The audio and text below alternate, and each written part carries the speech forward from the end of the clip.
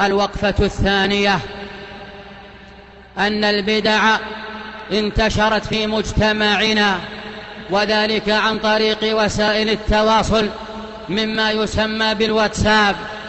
أتت إلينا رسائل تقول: أنت في أول الشهر لتقل، ولا تنسى هذا الدعاء كما زعموا، لتقل: نويت أن أصوم هذا الشهر كله ابتغاء الأجر منك فأعني فيه على الصيام والقيام. وآخر يقول: متى ما أدركت رمضان فاخلو بنفسك واسجد لله سجدة شكر تحمد الله عز وجل فيها على إدراك هذا الشهر. من أين أتتنا هذه البدع؟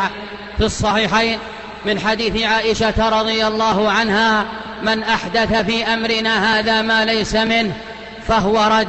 فعلى طلاب العلم المتمكنين العارفين بالدليل أن يكون لهم دور في هذه الوسائل.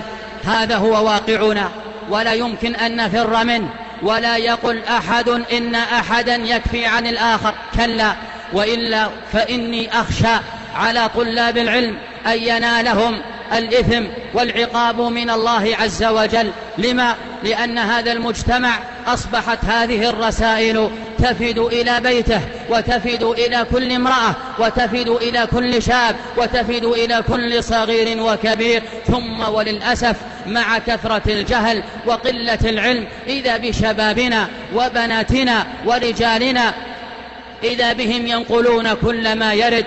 ومحرم عليك أن تنشر شيئا يقال لك فيه انشر تؤجر. بقاء الأمر على ما هو عليه خير من أن ينتشر خير عظيم حتى لا يكثر وحتى لا يعظم الشر. فلنتنبه لهذا الأمر. هذه الوسائل لو استخدمت، والله لو استخدمت في نشر العلم الصحيح أفادت الناس، إذ يصل العلم الصحيح إلى بيوتهم.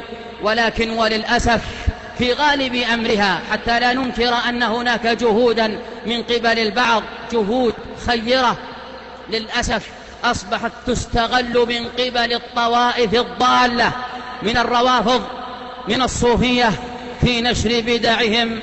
وشبابنا وبناتنا ينشرون من حيث لا يشعرون.